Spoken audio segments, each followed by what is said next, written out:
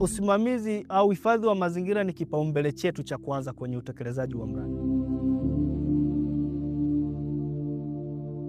Ukiangalia na mambo ambayo yamefanyika chini ya usimamizi wa hili baraza, ikiwepo miradi kama hii ambayo sisi tunaisimamia, unaona miaka 40 imekuwa ni mfano na yenye tija sana ukilinganisha na maendeleo yaliyopatikana kwenye usimamizi wa mazingira.